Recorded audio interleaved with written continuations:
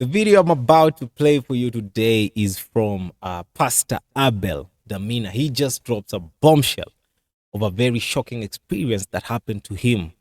Actually, he was calmed by a mega church, internationally acclaimed man of God. Yeah. So this is the story right here. You know, it's a very, very crazy story just to imagine that he is the man of God. So let me just play for you this video, and then after this video, we'll get back and just have a look at this.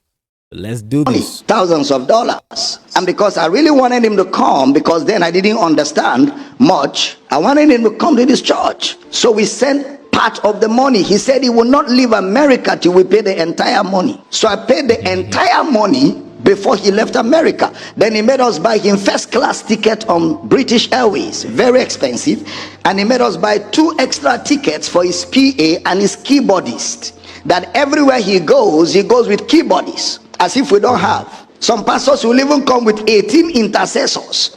They are coming to preach for you. They will come with 18 intercessors. You have to house them, you have to clothe them, you have to feed them. Don't we know how to pray? As if the church don't know how to pray. It's his intercessors that will come and pray. All these are abuses of ministerial privileges. Whoa. So after we paid all the monies, this guy now calls me and says he's leaving America tomorrow, and he'll be in Uyo next tomorrow, because you leave America, you arrive the next day. So we bought him local tickets for him and his PAs and his keyboardists. He calls me in the night. He says right now he is in London, and something has just happened back home in America, crisis in his ministry. He doesn't know if he can still come, but he's trying to see how he can quell down the trouble at home and then see what to do. So at that time, I called the person who connected me with him, and I said, what is all this rubbish? This guy is talking, our conference is on, he's telling me he's in London, and I didn't plan for anybody to preach in his place. And we've paid him all the money. We've bought tickets. So he said, okay, don't worry, let me call him quickly. And after a while, he called me, he said, I don't think that guy has left America. He's lying to you. From the way I spoke with him, I still feel he's still in his house. He didn't leave America. I said, wallahi talahi, if he doesn't come for this conference, he will pay to the last kobo.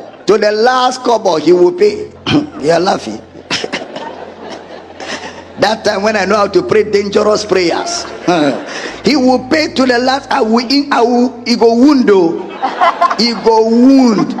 But you know that kind of wound when they heal. He go wound. You know, he never came. He never came, and he has not paid that money till today. He has not. I decided to go after him using all my connections in America. When they descended on him, and now he knew that this thing is going to go out of hand. I was preaching for one of his friends in Nigeria. He told his friend to beg me. Anything I want, he will do. Even if I want him to come, he will come and pay for that visit and all that. When I went to his friend's church to preach, and the friend met me in the hotel and begged me, I looked at his friend and said, if that guy is your friend, even you, I'm afraid of you. I told him. He said, please. He said, if you want, we can refund the money. I said, I don't need the money. How much can he pay for all the damages he caused? I just told the friend, no worries. But you know, that's how you hinder the gospel. That's how people hinder the gospel. Some of them have come to this church, they charge money, we pay them. I have all the emails. All the emails are there. This week I went through my old files. I saw many of their emails. They contract. They will send you contract like business. You will sign, they will sign, then you will pay. Men of God. Men of God. When you hear me attack prosperity, I saw shege in prosperity, miss. No character, no integrity. It's all about greed and money. Some of you who have never done ministry, even in the village, you just be talking, how can Dr. Damina be attacking people? Something I have done for close to 40 years. If I speak, everybody should stand still and listen. If I was in the army, I'd be a general right now. Don't try this thing. Am I communicating? And some of them have PAs who do these dirty jobs for them. Some of them have agencies. Say, speak to my agent. They have agencies. Deposit $50,000 and you will balance once the event is over. The Akwa Ibom state governor one time had a relationship with me. I was in America preaching. He called me from America and said, Damina, can you get this preacher for me? And that day I was preaching for that preacher in America. I said, oh, you called at the right time. I'm preaching for him today. He said, we need him to come to Akwa Ibom and preach for the government. So I say, Your Excellency, can the state government send me a letter quickly so that I can back it up sharply? They emailed me a letter from government house. I sat with this man of God and I made him realize the importance of his coming to Akwa Ibom State and what a blessing it will be for the state. And I made him realize the thousands of people that have the opportunity to hear the gospel. Then he said, okay, let me quickly check with my secretary. He checked with the secretary and called me back and in the office. And he said to me, Dr. Damina, my date is free. I will come for that event for your state. He said, but they have to pay me $250,000. What? So I said to him, for what? For what? He said, I have to fuel my aircraft, both to and fro. And when I live like that, when I live even for one day, it costs me a lot of money. $250,000?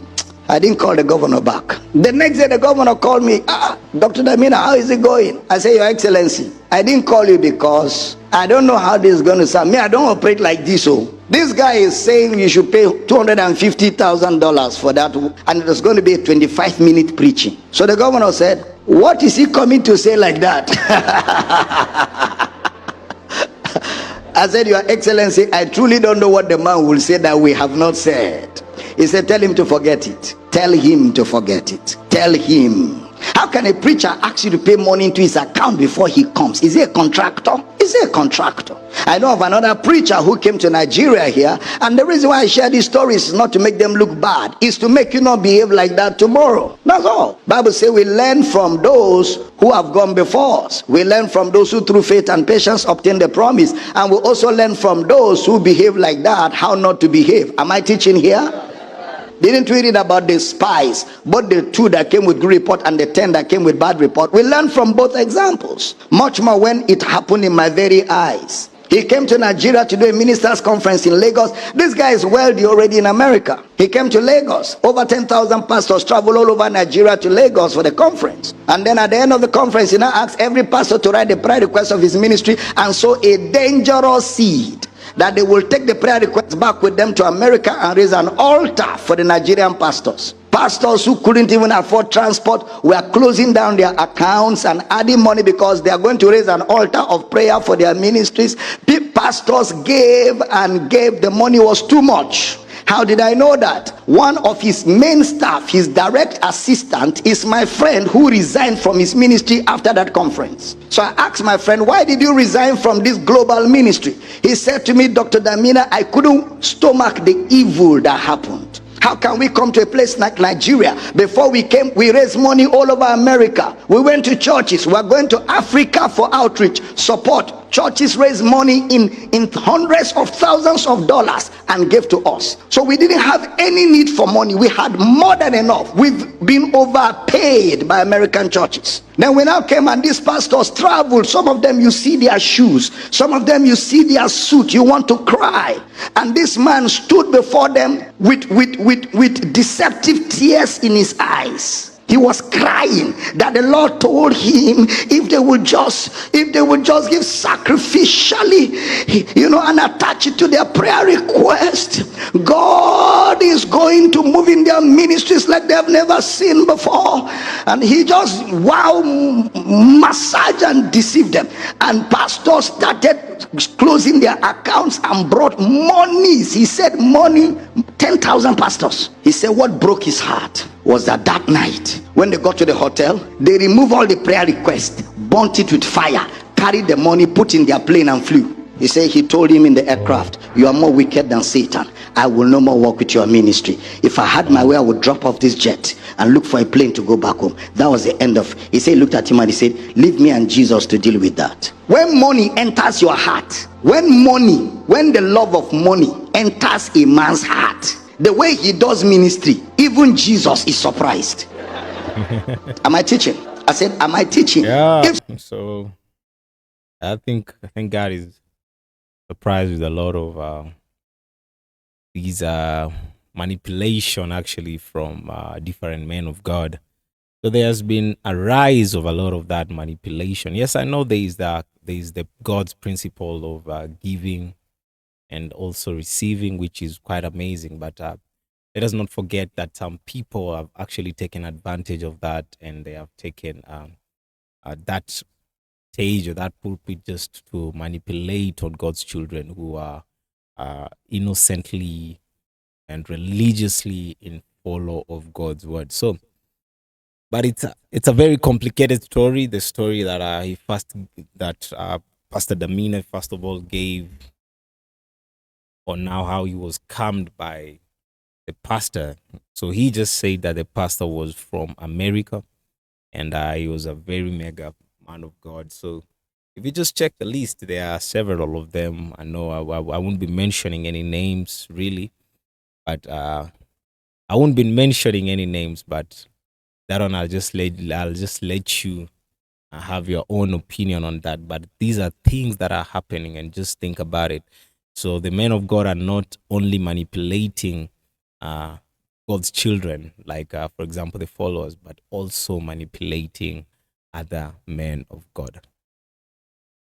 You know, yeah, and I think that is one of the things that has really brought a lot of disunity among, should I say, gospel musicians and actually pastors. They are actually never in unity, because you see musicians always want to be treated like this by these pastors, but these pastors, when they ask the musicians to come to their churches, they're like, this is just ministry, you're coming just to sing for God's people, why are you charging a lot and everything? But you see now, this is how these pastors are treating fellow pastors.